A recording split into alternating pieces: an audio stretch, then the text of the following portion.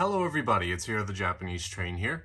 I've been going through a lot of my trains, particularly my wooden railway and die-cast stuff, and I noticed that I have so many engines that are still in the box, and this kind of sent me on a trip down memory lane.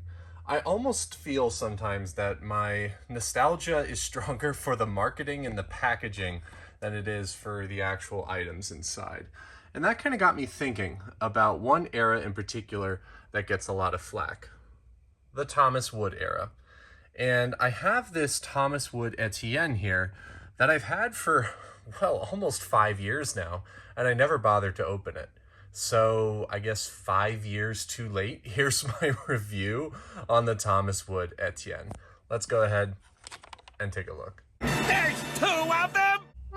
So I'm sure a lot of you are wondering, here at the Japanese Train, why did you even decide to make an Etienne review in the first place? That's incredibly random.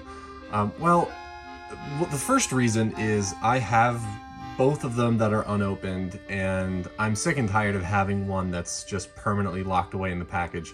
I ideally like to have one that I open and one that I put in the package, but the longer I keep a Thomas item in the box, the less likely I am to open it. And I decided to just make the completely impulsive decision to make this review so that I have an excuse to open one of my Etiennes.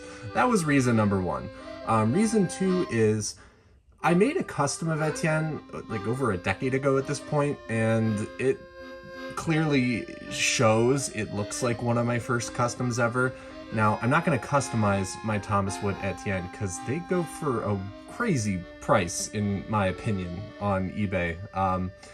I mean, I guess 30 bucks isn't too bad, all things considering, but it's Thomas Wood here, right? I mean, like, these things retailed for 10 bucks at Barnes & Noble, so, I don't know. I know it's discontinued, but, right? So, I just kind of wanted one to have open. I have a whole drawer full of international engines, and this would be a perfect fit to add into my collection. So, I can't actually use my Etienne until I've opened it, so let's go ahead and take a look. Now, I have a feeling that the reason that they made Etienne and Thomas Wood is because of these pantographs.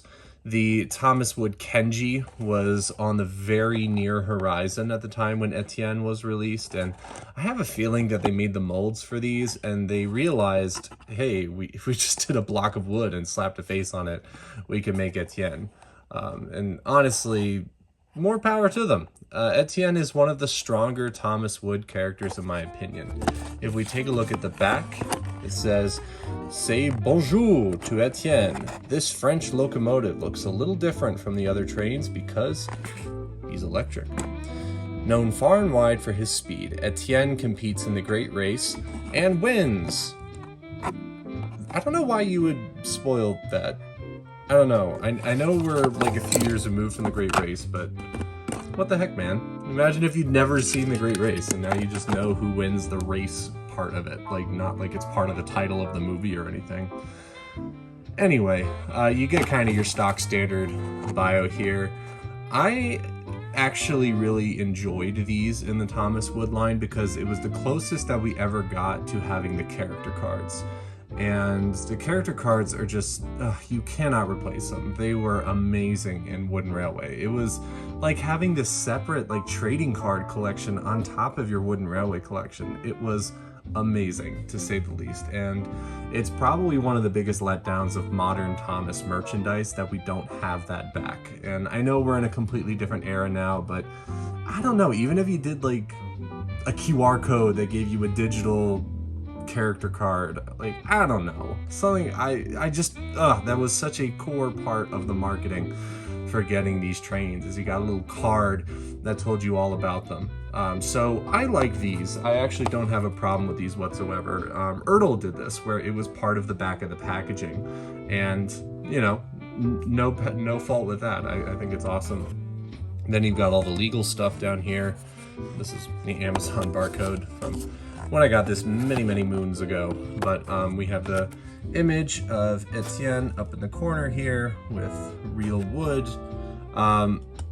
Kind of under marketed, this character, and I think they made him specifically to be kind of rare and then to just move on.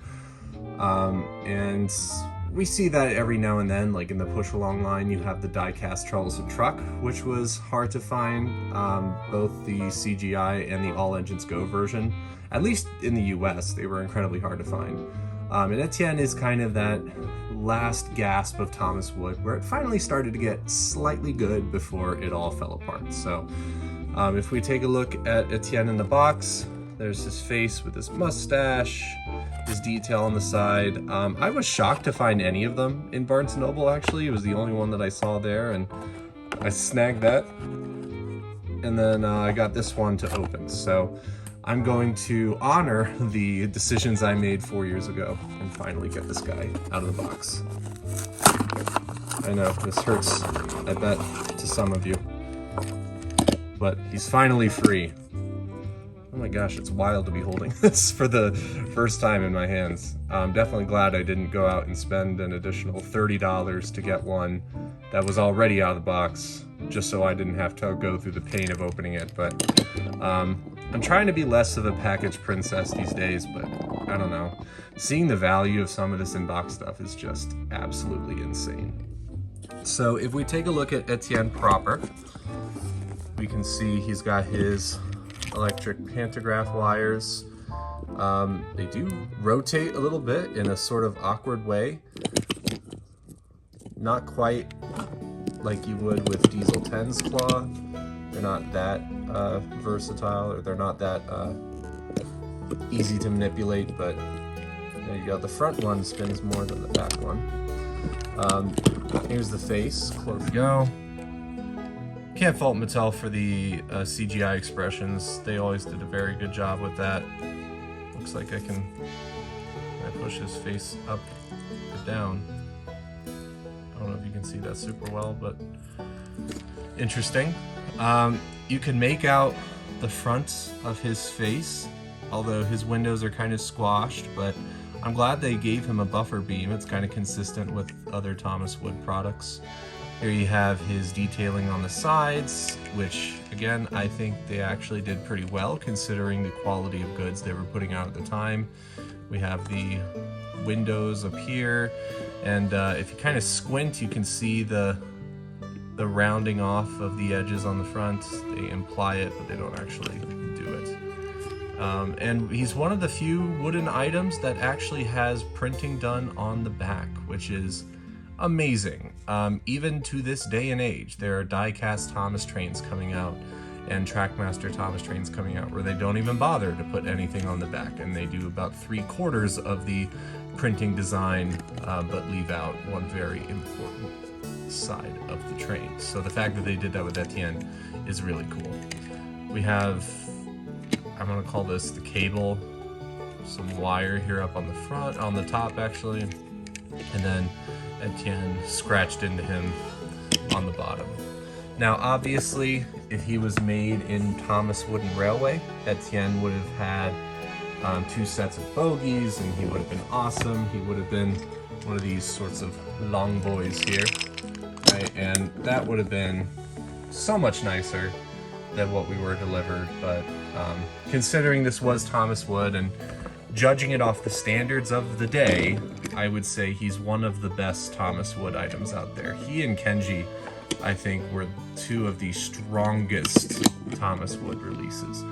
Kind of giving a retrospective on the whole range, there are things that I do miss about Thomas Wood. I think some of the screen printing that they did back then was relatively successful, and I liked that they maintained the age-old style of wheel. That's something with TWR 2022 that I've kind of gone back and forth on, but I don't really like those big fat road tires that they gave them in that era. But he doesn't have tires.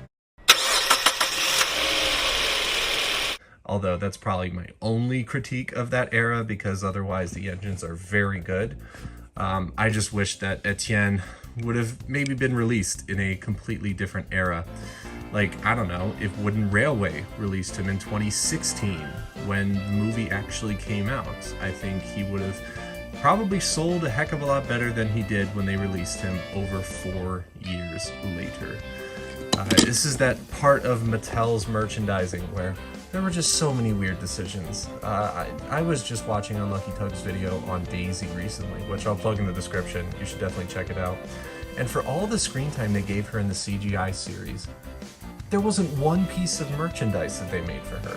All we've got in the CGI era for Daisy is Bachman, and that came out so much later. So, similar thing happened with Etienne, where we have his wood version and then we have the Trackmaster version, which is also very rare. I'd love to get my hands on one, but you're gonna pay more than the plastic is worth to get one of those these days. So for now, I'm content and happy with my Thomas Wood version. But yeah, you might see him poking around my layout every so often. For now, though, he's going to go in the box. Not that one. He's going to live in here with all my international trains. Cool. Well, that's going to do it for this video. Let me know your thoughts in the comments section below, and thank you for watching this very random review. I'm here with the Japanese Train, signing off. Be on the lookout for more of my videos in the future, and I'll see you in the next one. Look at me, I'm a guy with a mustache.